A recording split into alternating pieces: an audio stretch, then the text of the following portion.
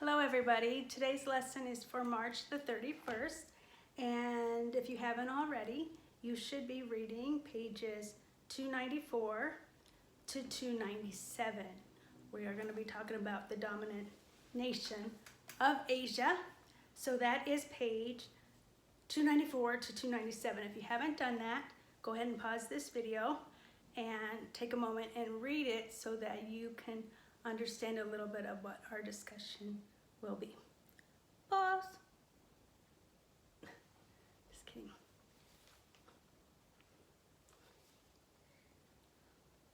Okay, so hopefully you read it, most of you, I can trust. And the last time we were here, we talked about certain things, and I want you to answer some of these review questions.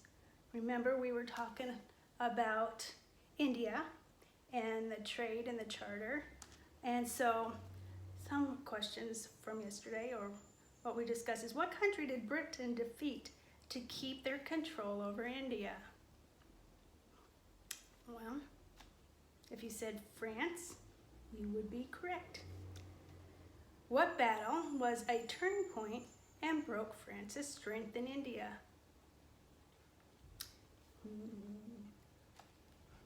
Wyatt. Do you remember? Well, that was the Battle of Plassey. And then, what act gave the British Crown control over the East India Company? Let's see here. Isaiah. Charter Act is correct. And what was the Sepoy Mutiny? Corbin, what was the Sepoy Mutiny? Well, if you said an uprising of Muslim soldiers hired by the British in India, remember it began as a rumor that they were greasing these cartridges with pork fat and beef fat, and they were offended because of that. Okay? So here are some guiding questions for today's lesson. What caused the governmental breakdown and social collapse in China? And why did China resist political contact and trade with the Europeans?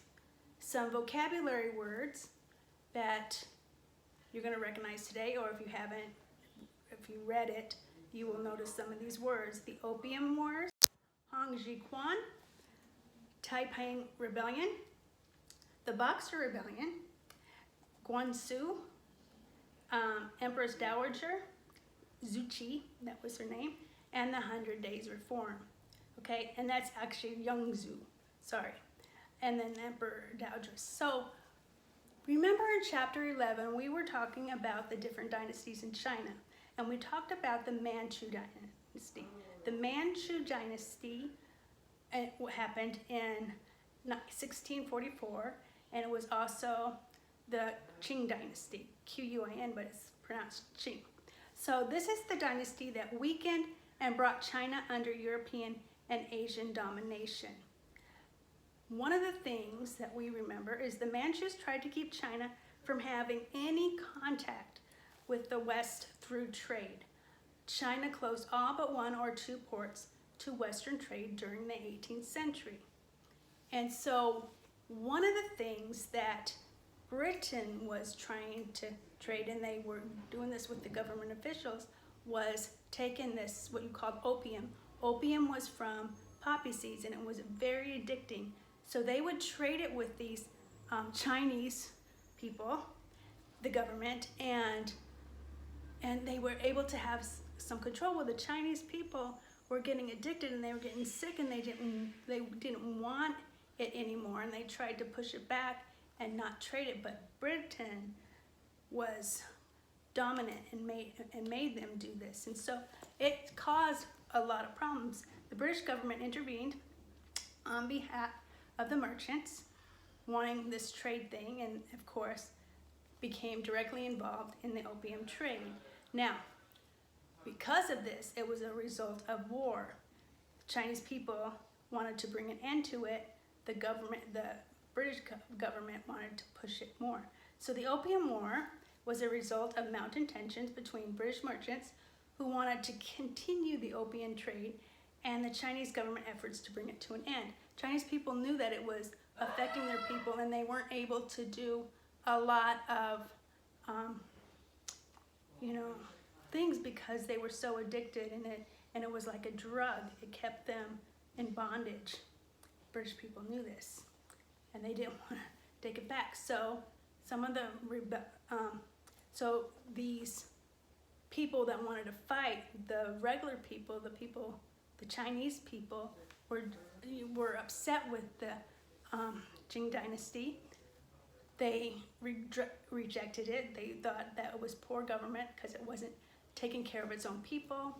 They were mad at the Qing dynasty because of heavy taxation and because of famine. Now remember, at this time, China closed itself off to the outside world. So they were kind of behind the times when it came to agriculture and improvements, and whether it be railroads and telegraphs and things like that. And so as the world was moving forward, China stayed back. So China had all of a sudden a lot of these people, because China has billions of people now, but back then it had a lot of people too, but didn't have enough food and didn't have enough resources to keep these people happy. So they were very upset about that. Here comes another man by the name of Hong Zhiquan. And Hong Zhiquan was from a poor family, and his parents saved a lot of money for him to go to like a university to take this test.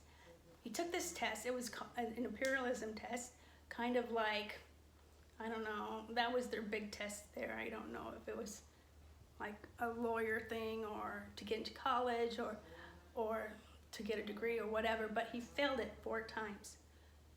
Didn't do well. And then he got sick. Well, as he was sick, he would have these dreams and these delirious, visions. And he ended up getting well, and someone gave him a Christian pamphlet. And this Christian pamphlet explained Christianity. Well, then he decided to take the name Heavenly King to reflect that he claimed to be the younger brother of Jesus Christ. And he developed a cultic political movement. His name was Hong Zhiquan. And he formed his own cult, like I said, and his cult was called the God Worshippers Society. God Worshippers Society. So he kind of not outlawed, but he spoke against Buddhism and Confucianism, and which was not a very good thing back in China, because that's their 2 major religions. And it would be kind of like going to an Islamic state as a Christian and saying, Muhammad is awful and he doesn't know what he's talking about. So this led to a rebellion, an uprising, the Taiping Rebellion. And it was an uprising led by Hong Zhiquan that British and Chinese forces were able to quell. Hong's movement quickly drew to over 1 million peasants who joined in the rebellion. So a lot of times when people join the rebellion, it's people who don't have anything to lose. The peasants want for a better life for themselves, so they're thinking this guy's going to help them, Jesus' brother, of course. So the British government had to come in. If you look at your map on that page, you'll see the capital that they made was the capital of Nanking. And they took this route all the way. You'll see the little green marks of how they went up there. Between 20 and 30 million people died during the Taiping Rebellion. That's a lot of people. 20 and 30 million people died. That's probably one of the bloodiest battles in all of history itself. It was kind of like a civil war. The Taiping Rebellion lasted for 14 years, okay? Then, in the early 1900s, we have another rebellion taking place. This was called the Boxer Rebellion. The Boxer Rebellion was a group of people called Boxers because of their martial arts, and this was a period of unrest when this secret society in China, Boxers, killed missionaries, foreigners, and Chinese Christians. So unless you were a pure-blooded Chinese person who worshipped Buddha or Confucianism, you were game. I mean, and it was a brutal attack that they would do, and they would just slaughter these people by the thousands. And it didn't happen. You didn't even have to be a Christian. You could be someone from England, going there on, you know, vacation or having a job there, and you were susceptible for death.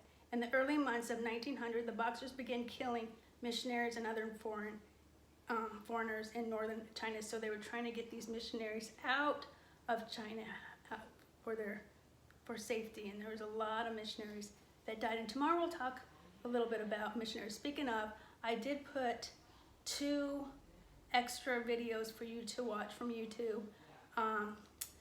One is on the Empress Dowager Zuchi, and one's on the Boxer Rebellion. You'll see that in the 7th grade video. So to get help, 8 nations came together called the 8-Nation Alliance, and that included Britain, France, United States, Japan, Russia, Germany, Italy, and Austria-Hungary, which is kind of cool in the fact that in about 18 years later, a lot of these countries are going to be fighting against each other in World War I. But right now, they're banding together to help these innocent people in China being slaughtered. Okay? Let's see. We talked about, oops, I lost my place. We talked about the Opium Wars, and let's see. I just lost my, okay, there it goes. So there's another man by the name of Yang Zhu who worked to modernize China and develop a constitutional monarchy. But one of the things we will talk about with Yang Zhu is he had, there was an empress by the name of Empress Dowager Zuchi, and her husband died, and so her son, which was about 4 years old, went to the throne. Now, she ended up becoming his aide, or the person that kind of told him what to do.